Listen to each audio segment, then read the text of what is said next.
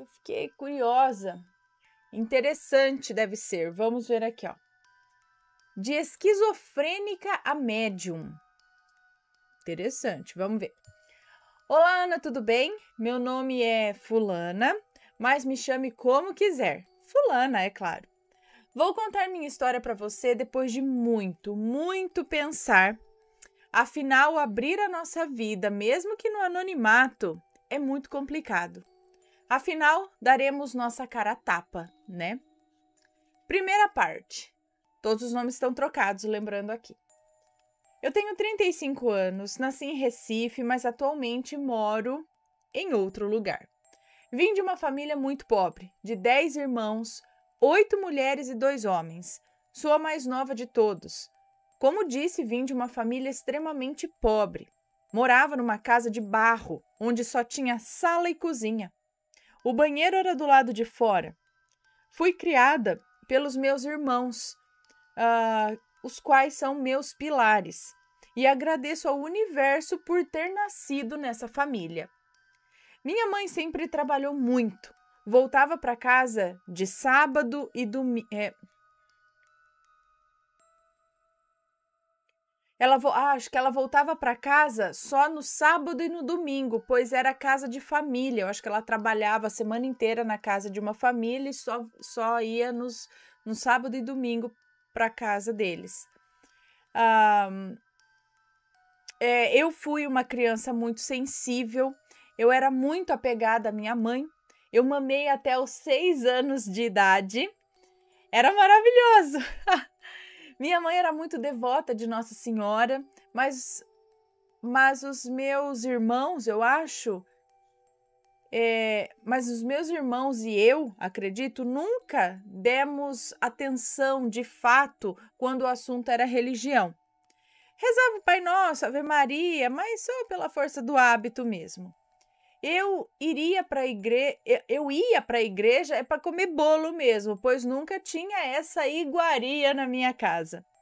Então eu ia para a escola dominical, para o catecismo, qualquer coisa que desse alguma guloseima.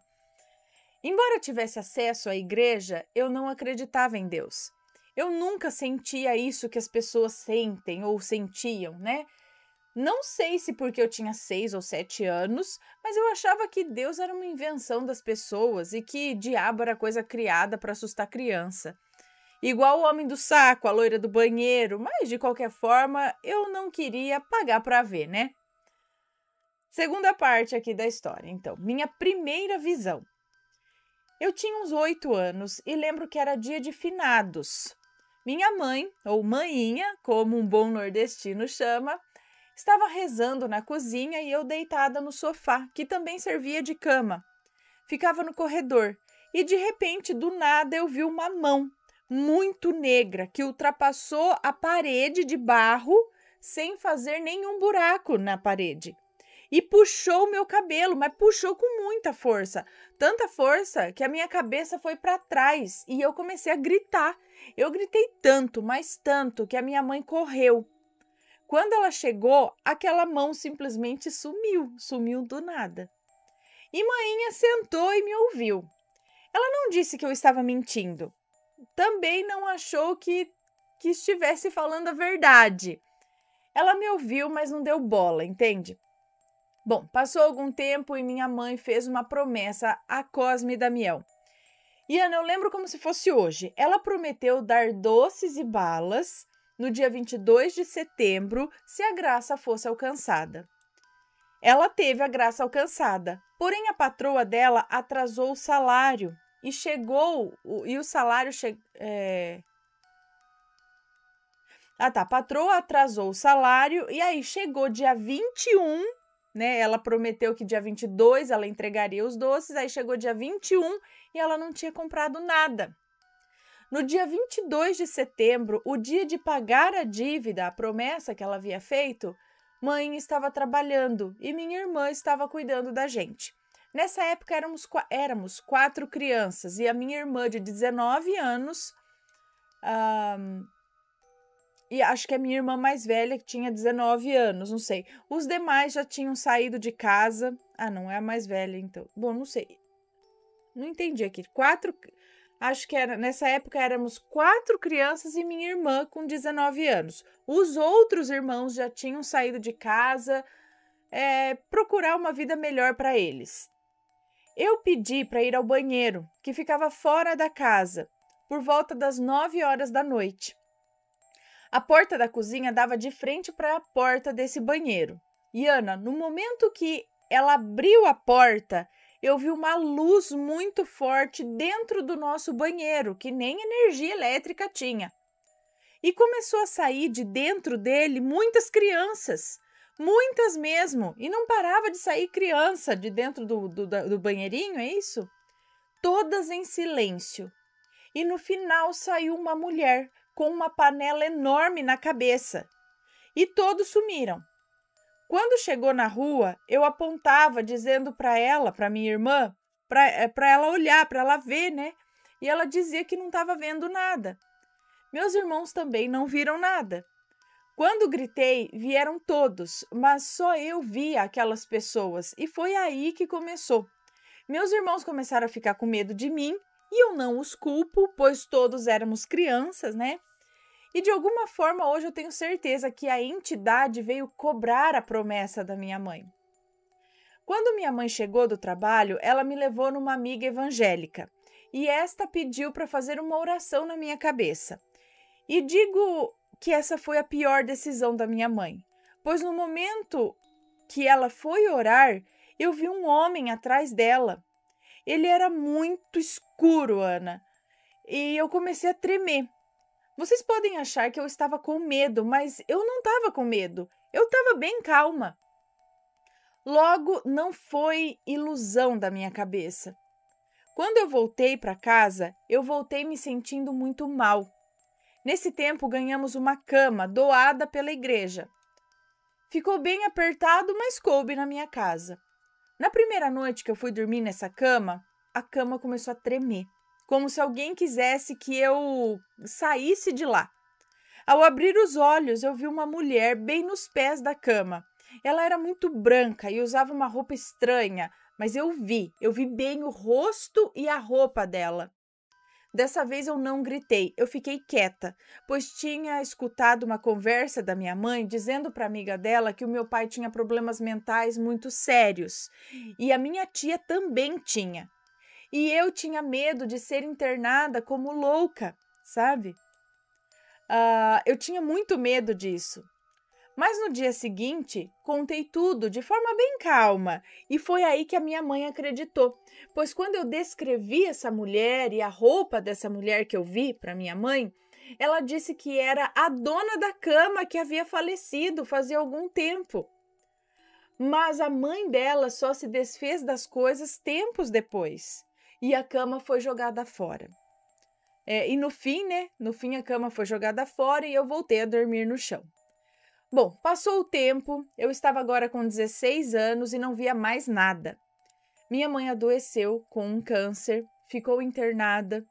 Quando eu estava me arrumando para ir visitá-la no hospital, eu senti um beijo na bochecha. O beijo deu um estalo muito alto, sabe?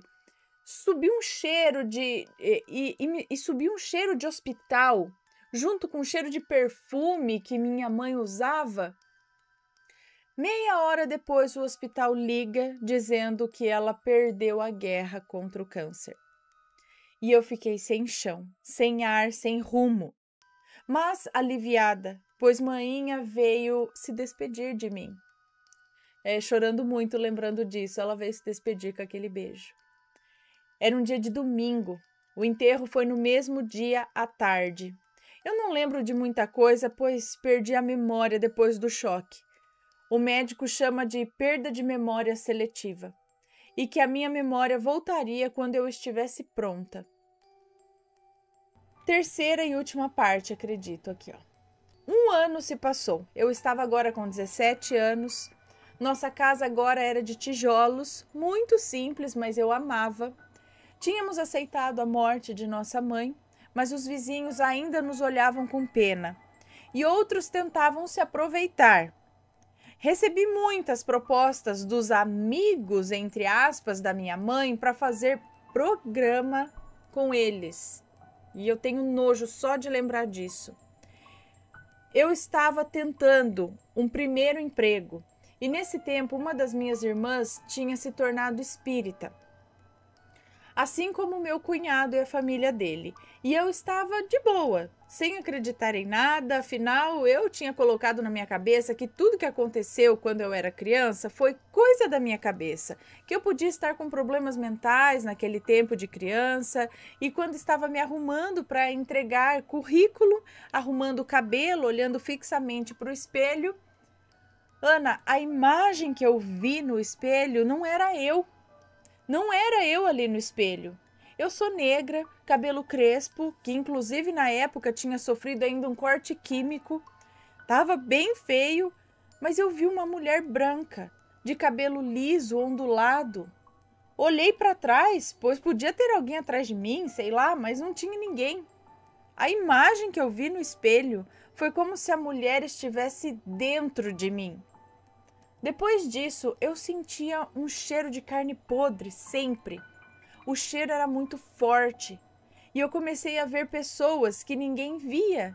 E a pior parte, eu comecei a sentir essas pessoas querendo entrar em mim. Até que conseguiram. E eu sabia quando eles iam incorporar, Ana, eu sabia. Mas eu não ficava inconsciente, não totalmente.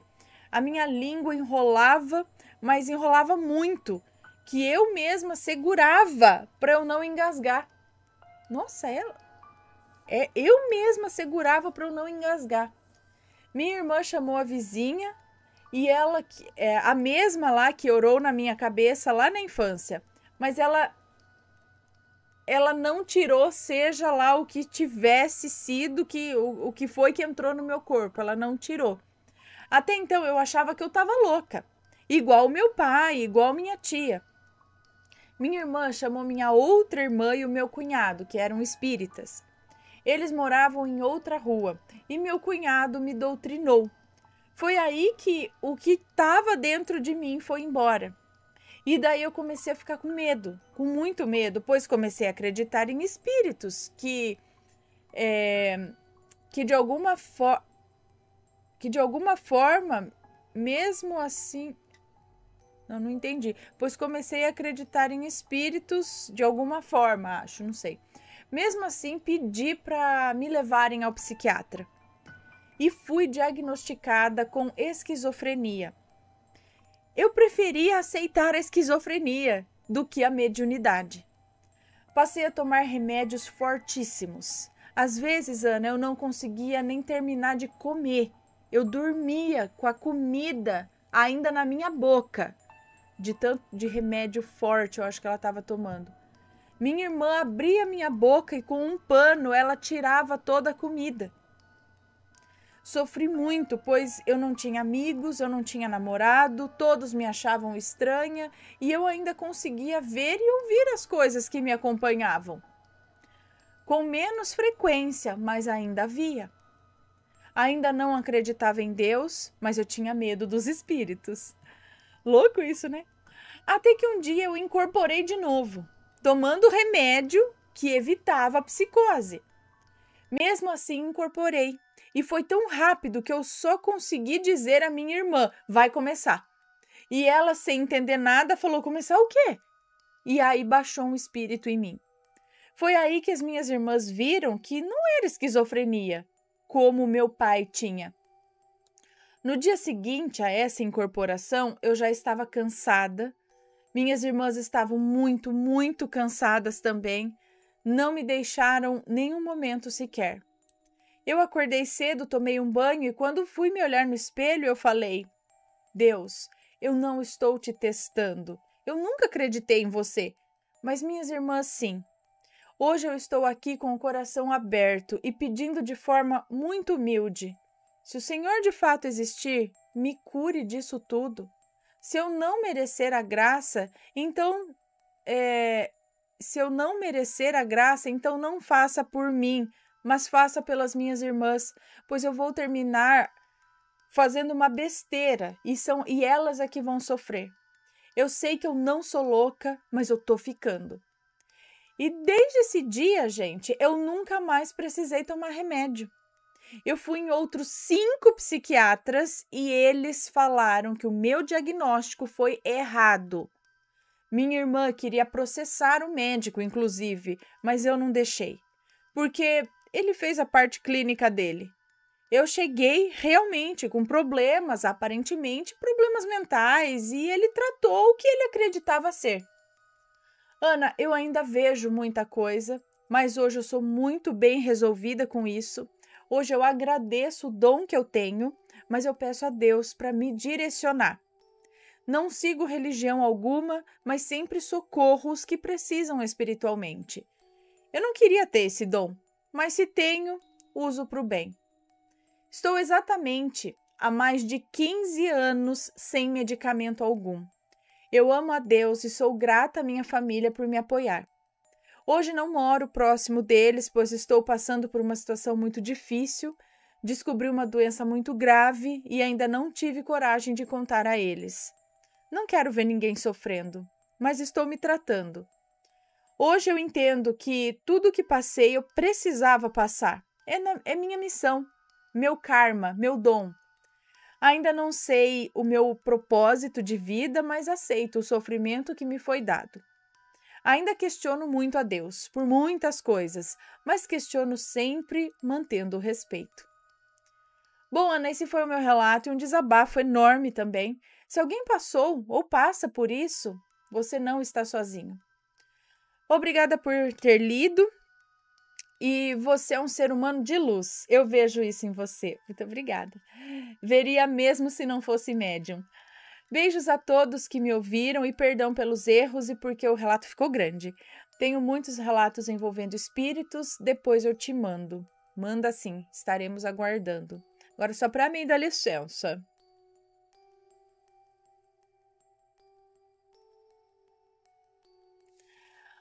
Um beijo para você, muito obrigada. E é interessante esse lance, né, da esquizofrenia, da mediunidade. Como que um médico pode... Eu lembro sempre de Tem um livro, acho que do Gabriel Amorth, é isso? Que é os padres, tipo, trabalhando junto com neurologistas, com psiquiatras, não sei, justamente por para ver, porque o que pode ser espiritual, né, e o que pode ser algum problema psiquiátrico que deve ser controlado, né, e para não ter essa confusão, porque a pessoa também, se ela não for receber o diagnóstico, sofre com isso e de repente é uma esquizofrenia, fica achando que é mediunidade, enfim, né? Tem que se tomar muito cuidado, tanto na parte espiritual, de você às vezes vai em alguém que fala, não, você é médium. Na verdade, às vezes não é, às vezes é alguma outra coisa, né? Algo ali psiquiátrico, algo que tem que ser cuidado. E, por outro lado, também, como foi no caso dela, acabou sendo diagnosticado com esquizofrenia, mas no fundo não era, né? É uma situação delicada que merece atenção. Não é o Padre Gabriel Amorth? Não sei como.